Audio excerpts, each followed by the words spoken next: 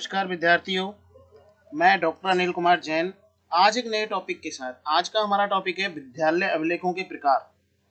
तो आज के इस टॉपिक के माध्यम से हम ये जानने की कोशिश करेंगे कि विद्यालय की पूरी स्थिति की जानकारी हमको किस तरह से अभिलेखों से प्राप्त हो सकती है, या हमारी शैक्षिक प्रगति या किसी भी क्षेत्र की विशेष आवश्यकताओं को आंकने में विद्यालय अभिलेख हमारी किस प्रकार मदद करते हैं, और कौन कौन से ऐसे अभिलेख हैं जो कि विद्यालय में रखे जाते हैं।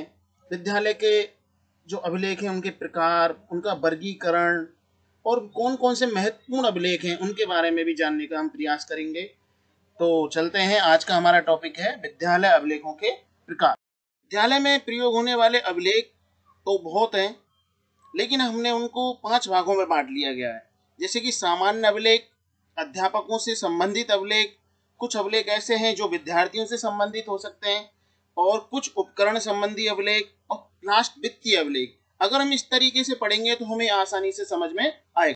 विद्यालय के अभिलेखों का वर्गीकरण करें तो सबसे पहले हम बात करेंगे सामान्य अभिलेख। सामान्य अभिलेख में लॉग बुक, अभिभावक शिक्षक संघ पंजिका, मातृ शिक्षक संघ पंजिका, ग्राम शिक्षा समिति पंजिका, इनको रखा गया है।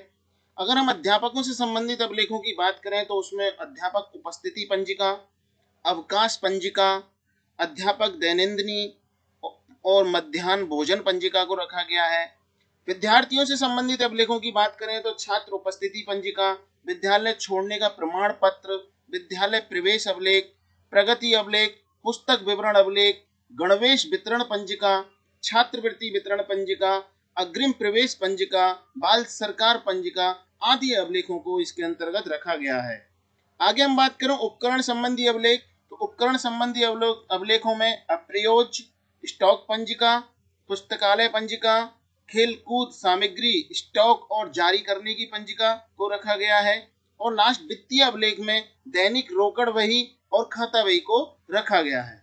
एक तो बहुत हैं, लेकिन हमें इनमें महत्वपूर्ण अभिलेखों के बारे में जानना है। जैसे कि शिक्षक डायरी, शिक्षक डायरी या शिक्षक दैनंदिनी भी बोलते हैं। शिक्षक डायरी आपको पता होगा, इसमें क्या होता है कि शिक्षक कक्षावार अपनी जो विषयवार अपनी जो चीजें हैं उनको लिखता रहता है। ये प्रतिदिन लिखता रहता है और उसका वार्षिक विवरण भी उसके अंतर्गत रहता है। और उसकी जो शिक्षक डायरी है उसमें वो चिन्हांकित भी करता रहता है कि कौन कौन सी तकनीकों विधियों का प्रयोग मुझे करना है, किन किन किस किस तरीके से मुझे उपचारात्मक शिक्षण का प्रयोग करना है। इस तरह से शिक्षक अपनी सारी चीजों को अपनी डायरी में लिखता रहता है। दूसरी बात करते हैं स्टाफ उपस्थिति पंजिका। बहुत सिंपल है, इसमें जो शिक्षक होते हैं वो अपनी उपस्थिति को दर्ज करते हैं। इन स्टाफ में अध्यापक हो सकते हैं, प्रधान अध्यापक, शिक्षा मित्र, अनुदेशक, सेवक, रसोइया, जितने भी स्टाफ मेंबर विद्यालय में होते हैं वो अपनी उपस्थिति पंजिका उनकी अलग अलग नहीं रहती, एक ही रहती है, जिसमें वो अपना हस्ताक्षर करते हैं, अपनी उपस्थिति को दर्ज करते रहते हैं। प्रवेश पंजिका, प्रवेश पंजिका आपको पता होगा कि जैसे ही बच्चा विद्यालय में प्रवेश लेता है तो उस छात्र या छात्रा का संपूर्ण विवरण, उसके नाम से लेकर के उसकी आयु, उसका माता पिता का नाम, उसका पता, उसका पिछला कक्षाओं का विवरण आदि कुछ उसके अंतर्गत रहता है। और जब बच्चा विद्यालय छोड़ करके जाता है तो उसको उसी आधार पर एक प्रमाण पत्र बना करके दे दिया जाता है, जिसको ट्रांसफर्ड सर्टिफिकेट भी बोला जाता है, टीसी प्रमाण पत्र भी दे दिया जाता है। अगला है कक्षावार छात्र उपस्थिति पंजिका।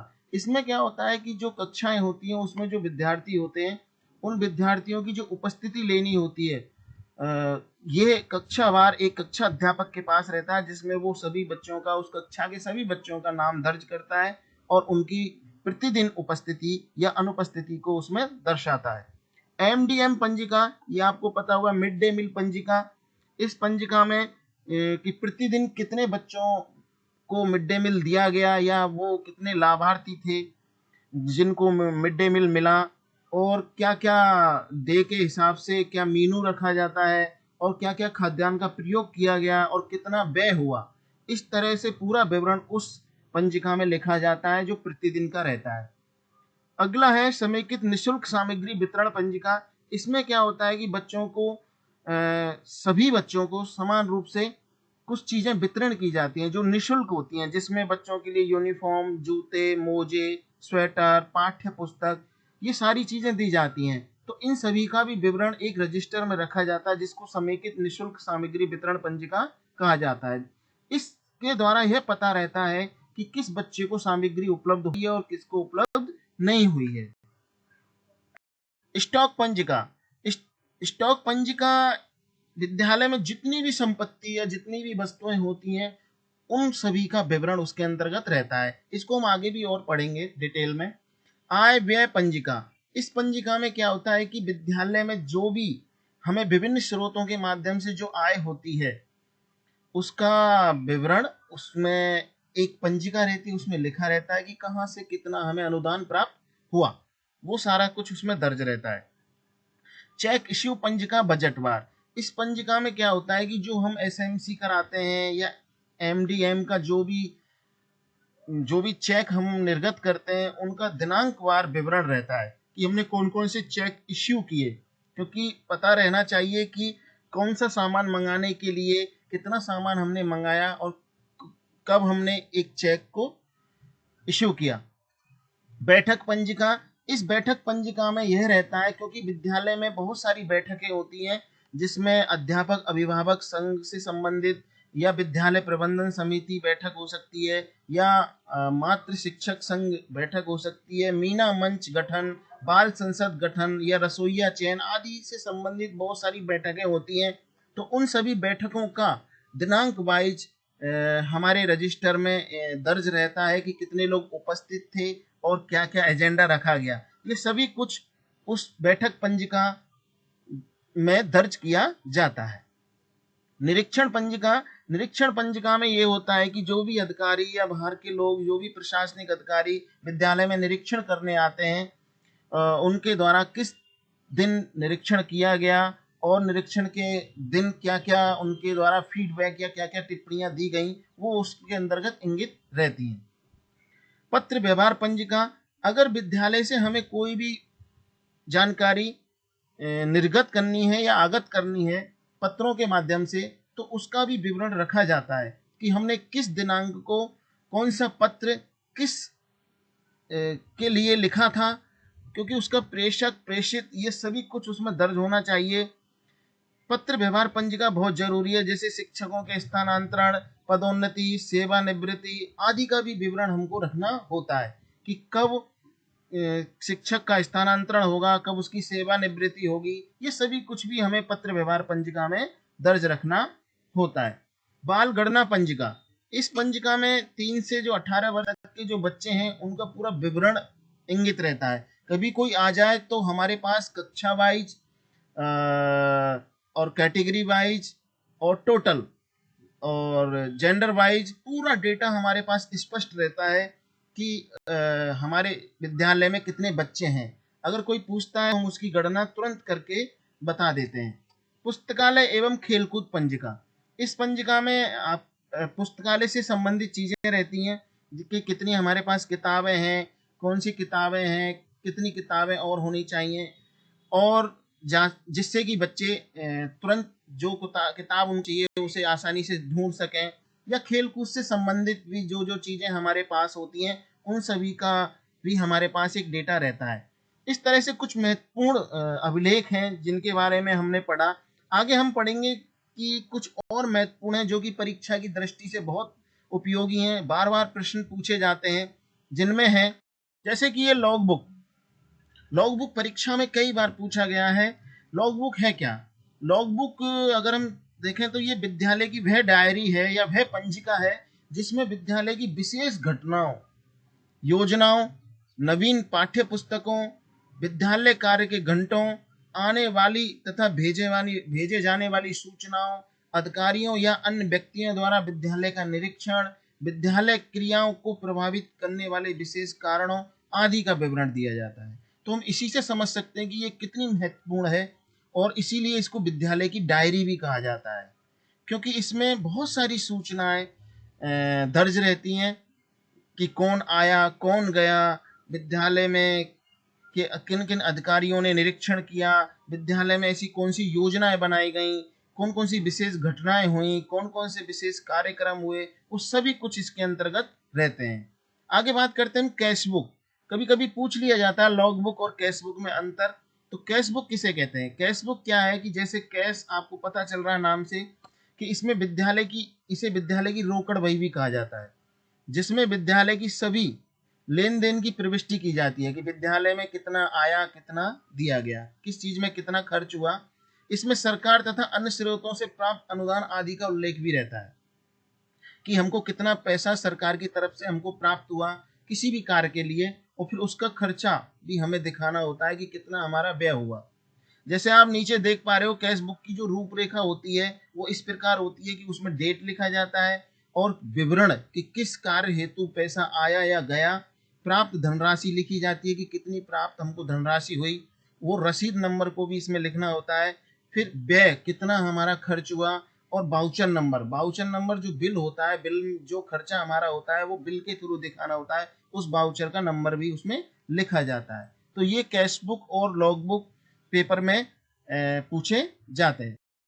ये भी पूछे गए हैं कि अध्यापक दैनंदिनी और स्टॉक पंजिका किसे कहते हैं? अध्यापक दैनंदिनी मतलब एक तरह से हम कह सकते हैं अध्यापक की डायरी या टीचर्स डायरी। ये हमने अभी पहले भी पढ़ा था, मैं अभी भी बता रहा हूँ डिटेल में कि अध्यापक की जो डायरी होती है वह उसके लिए एक मानचित्र के समान होती है। मानचित्र का मतलब है कि वह उसके कार्यों की रूपरेखा को प्रदर्शित करती है कि उसने पूरे वर्ष में क्या क्या काम किया, किस किस दिन क्या क्या कार्य किया, क्या क्या किन किन विधियों से उसने पढ़ाया, वो सारा कुछ उसमें दर्ज रहता है। इसमें वार्षिक तथा दैनिक क्रियाओं का विवरण रहता है। इसमें पाठ्य वस्तु, उसका क्या उद्देश्य था पढ़ाने का, शिक्षण विधियों का कौन कौन सी शिक्षण विधियों का प्रयोग करते हुए पढ़ाया, और बच्चों को क्या गृह कार्य दिया आदि का विवरण रहता है। इसलिए हम कह सकते हैं कि अध्यापक डायरी एक तरह से मानचित्र के समान होती है। आगे बात करते हैं स्टॉक रजिस्टर। ये भी एक महत्वपूर्ण अभिलेख है, पेपर में पूछा गया है। स्टॉक रजिस्टर, तो स्टॉक शब्द से ही समझना चाहिए कि हमारे पास क्या क्या स्टॉक में है। इसी से समझना चाहिए कि विद्यालय के संचालन के लिए आपको पता है कि बहुत सारी वस्तुओं की आवश्यकता होती है, बहुत सारे उपकरणों की आवश्यकता होती है, जिनका आयोजन विभिन्न स्रोतों से होता है।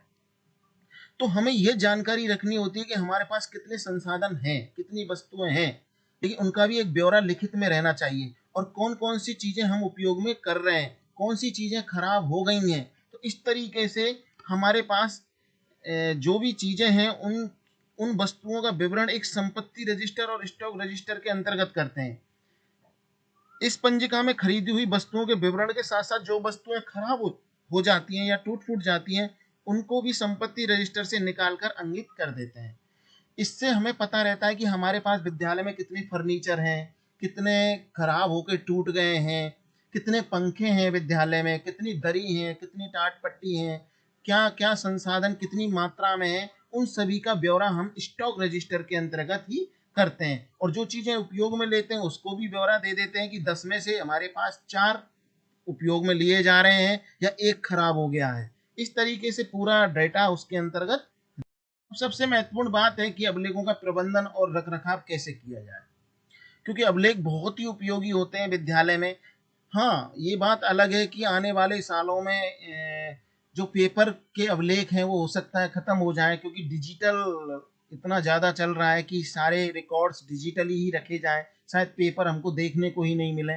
लेकिन अभी भी कुछ रिकॉर्ड्स हमारे पेपर के रूप में ही हैं, तो उनका रखरखाव हमें कैसे करना है, इसके लिए हमें कुछ बातों को ध्यान रखना है। जैसे कि सभी अभिलेखों की सूची हमारे पास होनी चाहिए कि विद्यालय में हमारे पास कौन कौन से अभिलेख हैं, उसकी एक सूची हमारे पास होनी चाहिए। प्रत्येक पंजिका या प्रत्येक जो रिकॉर्ड है उसका उस पर विद्यालय का नाम होना चाहिए, उस रजिस्टर पर एक क्रम संख्या होनी चाहिए, पृष्ठ संख्या पहले पेज से लेके लास्ट तक पेज संख्या भी उसके अंतर्गत रहनी चाहिए। क्रम संख्या इसलिए होनी चाहिए कि हमें तुरंत पता चल जाता है कि इतने क्रम का रजिस्टर इस नाम का है।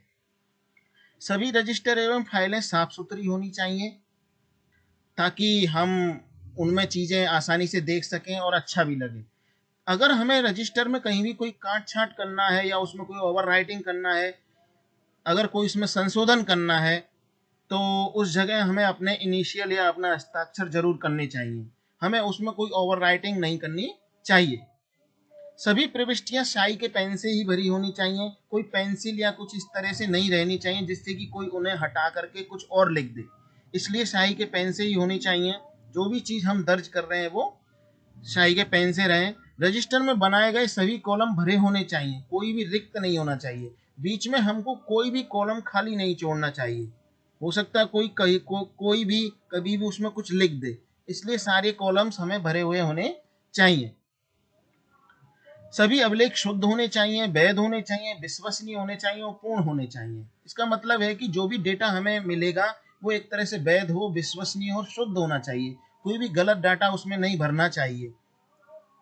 सभी अभिलेख कार्यालय की तालाबंदी अलमारी में होने चाहिए या कमरे में होने चाहिए।